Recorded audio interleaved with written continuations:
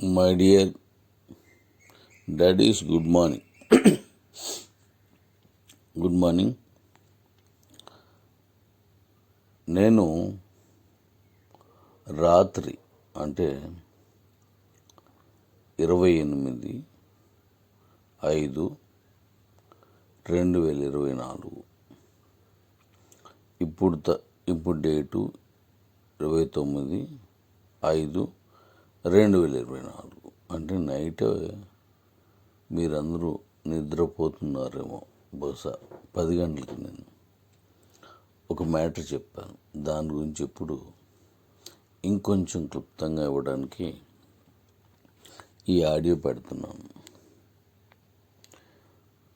మీకు పంపించినటువంటి నేను వాయిస్ మెసేజ్ని తప్పకుండా మీ కింద స్థాయిలో ఉన్న వాళ్ళందరికీ పంపించే ప్రయత్నం చేయండి.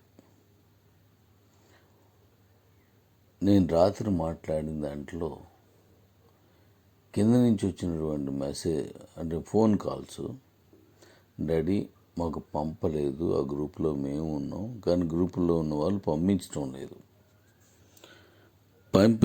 లేదు కాబట్టి మాకు ఆ విషయాలు తెలియట్లేదు అని చాలామంది అడిగారు.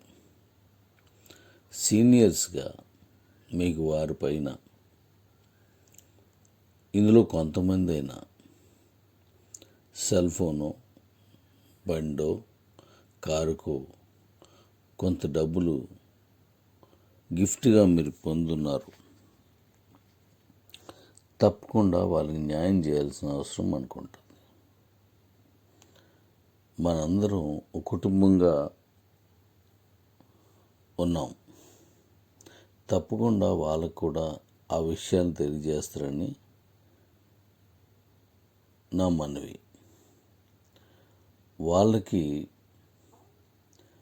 మనం ఏ విషయాన్ని తెలియజేయాల్సిన అవసరం మనకి, ఆ బాధ్యత మనకు ఉంటాయి. దయించి తప్పకుండా అందరూ కిందలో ఉన్నట్టు వాళ్ళందరికీ పంపించండి. ఏ విషయమైనా మనం వాళ్ళకి తెలియచేయడం మంచిది. తప్పకుండా వాళ్ళు ఎందుకు ఈ విషయం నేను మీకు రిక్వెస్ట్ చేస్తున్నానంటే, ఇప్పటికి మనకి 3 ఎక్స్చేంజ్లు వచ్చాయి. ఈరోజు మరొక ఎక్స్చేంజ్ గురించి నేను మళ్ళీ మీకు తెలియజేస్తాను. ఐఎన్ఆర్లో అమ్ముకోగలిగిన ఎక్స్చేంజ్ అది. ఈ ఎక్స్చేంజ్లో ఇది అమ్ముకోవచ్చు, ఇలా చేసుకోవచ్చు అన్న విషయం వారికి తెలియజేయడం వల్ల వాళ్ళ అకౌంట్ని విలీనానికి కానీ మరొకరికి ట్రాన్స్ఫర్ చేయడం వలన కానీ వాళ్ళు చేయకుండా వాళ్ళ కాయిన్స్ అలా అమ్ముకోవచ్చు, అవకాశం ఉండొచ్చు. అలాంటిది ఈరోజు తక్కువగా ఉన్న కాయిన్ రేపు చాలా ఎక్కువ రేటుకి వెళ్ళొచ్చు. మన కేబీసీ కిబో కాయిన్ రేటు పెరిగినప్పుడు వాళ్ళ డబ్బులు పొందవచ్చు.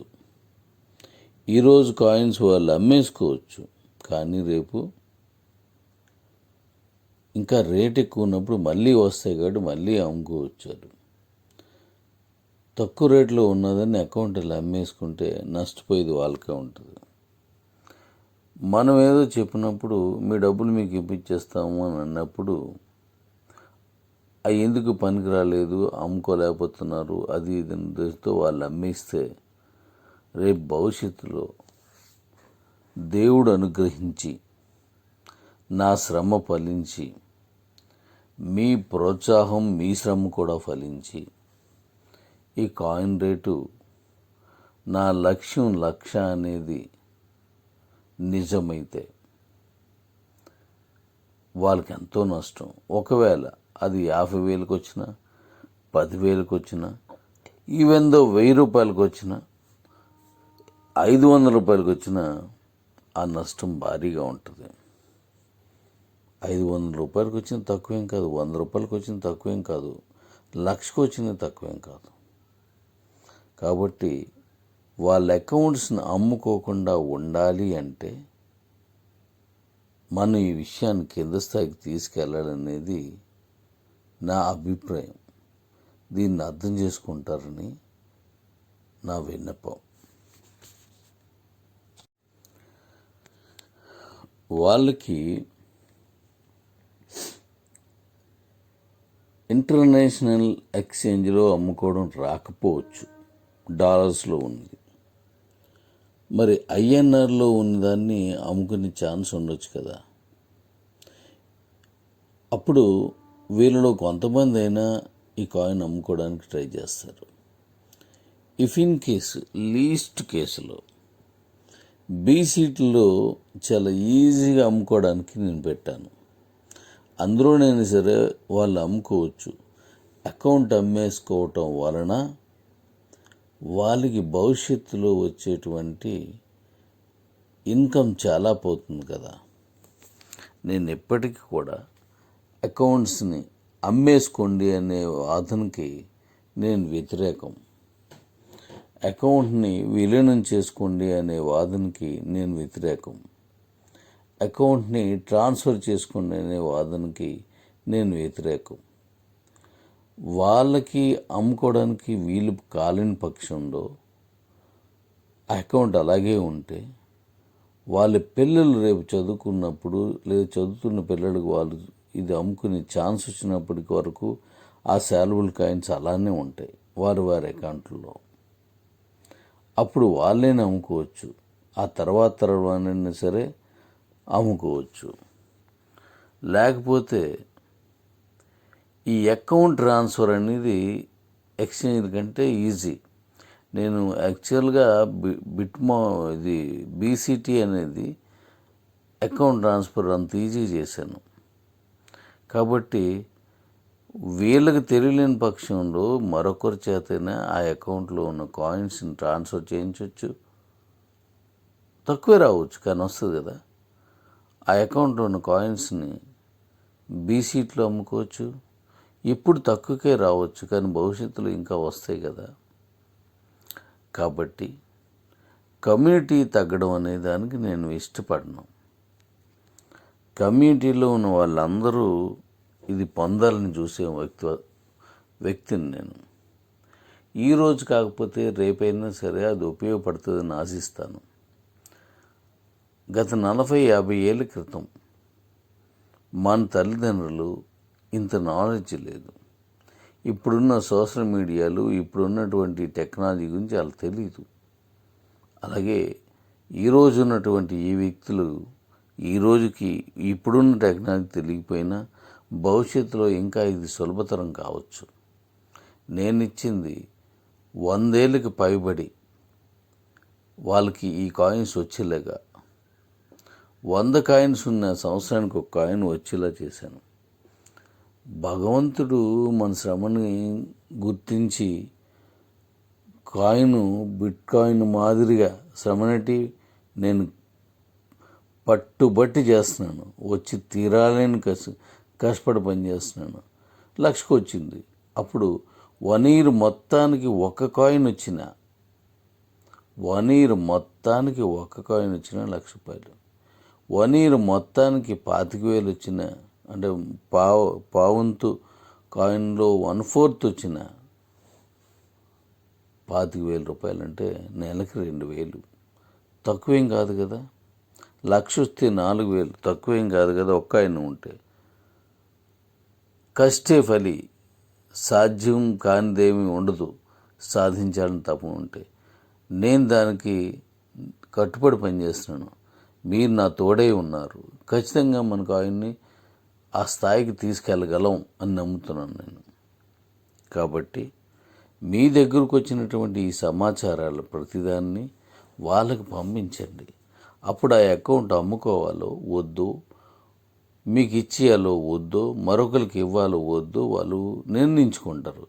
మీరు వాళ్ళని ఎంటర్ చేయడానికి ఎలా వాళ్ళని మీరు ఎడ్యుకేట్ చేశారో, వాళ్ళు ఎగ్జిట్ అవ్వడానికి గల కారణాలని మీరు అలాగే చెప్పి ఉండడానికి గల కారణాలు కూడా మీరు అలాగే చెప్పినప్పుడు వాళ్ళు ఆలోచించుకునే నిర్ణయం తీసుకోగలరు. ఎందుకు నేను ఈ మాట అంటున్నానంటే, 500 రూపాయలు అనేది ఎక్కువ కాకపోవచ్చు, తక్కువే కావచ్చు, లేదా అది బాగా పెద్దది కావచ్చు.